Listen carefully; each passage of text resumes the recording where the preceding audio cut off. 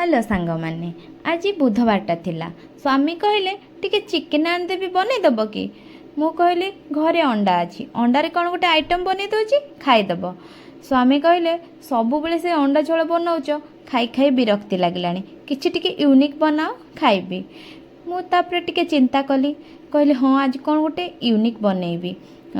तापरे मन पड़ला मोर गोटे सांग ता ना नीलिमा से मते एई रेसिपीटा शेयर करथिला। भाविली आज ए रेसिपीटा मु ट्राए करी आ स्वामी को खुएबी तांको खुशी करदेवी। तेणु ए आइटमटा मु बनैबा स्टार्ट कली। प्रथमे मु अंडा को सिझे नेली फाड़ फाड़ करके ताको फ्राई पैन में लुण हल्दी लंका गुंड देकी ताको भलसे फ्राए करनेली।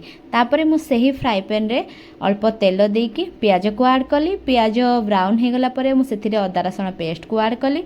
तापरे अदा रसुण पेस्ट के कसी हो गला परे मु सेथिरे सब गुंड मसला को ऐड कर नेची। तापरे गुंड मसला सब कसी हेकी ते तेल छाला परे मु सेथिरे टमाटो प्यूरी ऐड कली। टमाटो प्यूरी तापरे मु देन पानी टिके देकी सेई फ्राई करथिबा सब एग सब को ऐड कर देली। मसला एटा बेसी ग्रेवी रहिबनी बेसी पानी रहिबनी ग्रेवी टाइप रो रहिबो। ये आइटमटा मु ट्राए कली मते मो सांग कहितला ए आइटमटा बनै कि खाइबो बहुत बढ़िया लागुची।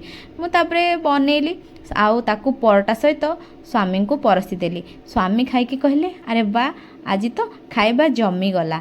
तेणु सांग माने जदि आपण मानकु मो भिडियो भल लागुची ताहाले गोटे लाइक कमेंट शेयर करने को जमार भी भूलिबेनी। Tata bye bye.